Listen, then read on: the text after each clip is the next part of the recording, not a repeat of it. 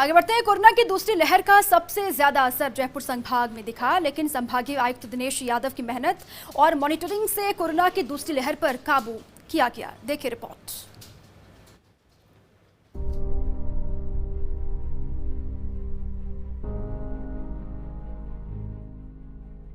Corona ने जो मंजर हमको और आपको दिखाए वो ना तो हम भूले हैं और ना ही शायद कभी भूल पाएंगे। राजस्थान में कोरोना का सबसे ज्यादा असर जयपुर संभाग में देखने को मिला। संभागीय आयुक्त दिनेश यादव ने 21 अप्रैल को कमांड संभाली थी और जब वो आए तब कोरोना अपने पीक पर था। ऐसे में उन्होंने पहला फोकस कोरोना कंट्रोल पर किया।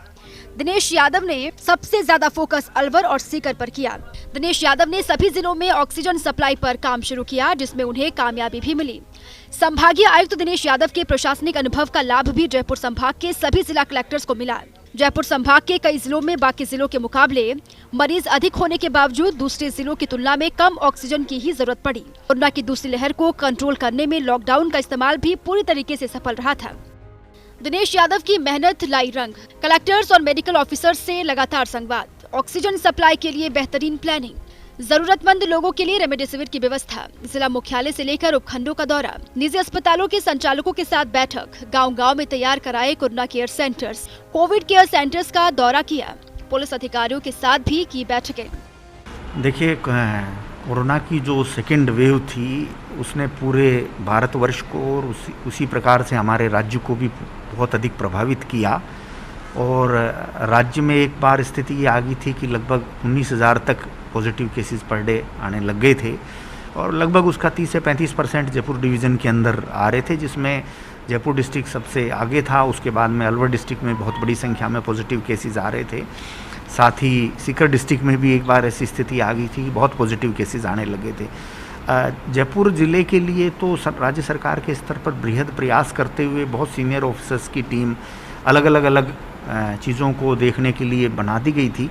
लेकिन उसके साथ ही जो बाकी 4 ज़िले हैं जयपुर डिवीज़न के, उनमें भी चूंकि केसेस बहुत अधिक थे, विशेष तौर पर अलवर और सीकर में, तो उनको वॉच करने की, उनके और राज्य सरकार के बीच में कोऑर्डिनेशन करने की और साथ ही साथ में उनकी जो दिक्कतें हैं उसको सोल्व करने का प्रयास करने की और उन डिस्ट्रिक्ट्स को गाइड करने की जो प्रयास है वो निरंतर मेरे स्तर के ऊपर किए गए। सभी 4 ज़िलों में मेरे स्तर के ऊपर बार बार उनकी विजिट्स करके, हॉस्पिटल्स की विजिट करके, राज्य के हॉस्पिटल्स की भी और प्राइवेट हॉस्पिटल्स की भी। तो एक तो ऑक्सीजन की जो यूज़ है उसको कैसे हम मिनिमम करें और ऑप्टिमम यूज़ करें, और साथ ही जो भी अवेलेबिलिटी ऑक्सीजन की हो पा रही है उसी के अंदर काम चलाते हुए ऐसी नौबत नहीं आए कि किसी भी व्यक्ति की कोई मृत्यु ऑक्सीजन की कमी के कारण हो। कोरोना की दूसरी लहर में तमाम तैयारियों और इंतजामों में व्यस्त रहने के बाद भी संभागीय आयुक्त दिनेश यादव ने ये कोशिश की कि स्वास्थ्य सुविधाओं के अलावा लोगों की बाकी मूलभूत सुविधाओं जैसे पानी, बिजली की आपूर्ति में भी कोई परेशानी न हो।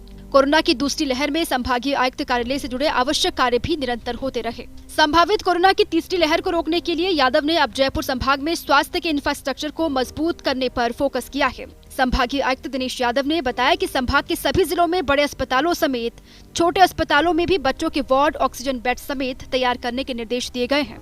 इसके साथ ही शिशु रोग विशेषज्ञों के अलावा बाकी डॉक्टर्स को भी बच्चों के डॉक्टर्स के साथ ट्रेनिंग देने का कार्यक्रम चलाया जा रहा है। इसके अलावा जल्द ही रात्रि चौपाल कार्यक्रम भी शुरू होगा। यादव के निर्देशों के बाद जयपुर नगर निगम हेरिटेज ने एक प्लान तैयार किया है, जिसके तहत सर्किट हाउस से लेकर करतारपुरा तक एक नाला बनाया जाएगा, जिससे इस पानी को करतारपुरा नाले में डाइवर्ट किया जा सके। देखिए, राज्य सरकार के निर्देशानुसार हम सब लोग मिलकर ये प्रयास कर रहे हैं कि जितने भी हमारे हॉस्पिटल्स हैं डिस्ट्रिक्ट्स के, उनके साथ साथ में जो हमारे सब डिविजनल लेवल तक के जो हमारे हॉस्पिटल्स हैं, उन सब के अंदर हम शिशु वार्ड्स जो हैं उनको ऑक्सीजन की फैसिलिटीज सहित बना लें, और उसका प्रयास बड़ी गंभीरता के साथ सब जगह चल रहा है और हम बहुत जल्दी ही हम सब जगह इसको प्रिपेयर कर लेंगे। साथ ही साथ जो बच्चों के डॉक्टर्स की निश्चित रूप से कमी रहती है, डिस्ट्रिक्ट्स में 1 या 2 से ज़्यादा बच्चों के डॉक्टर्स नहीं होते, उसके लिए भी हम लोगों ने एक ट्रेनिंग प्रोग्राम सब जगह चला रखा है कि जो हमारे अन्य डॉक्टर्स हैं, मोटे तौर पर केवल डोजेज़ का ही फ़र्क होता है, सभी डॉक्टर्स बच्चों का भी ट्रीटमेंट कर सकते हैं। इसलिए स्पेशलाइज्ड जो डॉक्टर्स हैं उनके साथ में उनकी एक ट्रेनिंग भी सबकी करवा दी जाए, ताकि ईश्वर ना करे ऐसी कोई अगर ज़रूरत महसूस हो तो बच्चों को बहुत अच्छे तरीके से सब डिवीज़न लेवल तक भी देख करके, और हम किसी भी प्रकार की अगर लहर अगर आती है तो उससे हम बच्चों को बचा सकें। कोरोना काल से लेकर अभी तक दिनेश यादव ग्राउंड पर उतरकर लोगों की समस्याओं को सुलझाने और व्यवस्थाओं को दुरुस्त करने में लगे हुए हैं। दूसरी लहर में अच्छे काम के बाद अब यादव का फोकस संभावित तीसरी लहर के असर को कम करने पर है। Shivendra Singh Parmar, first India news, Jaipur.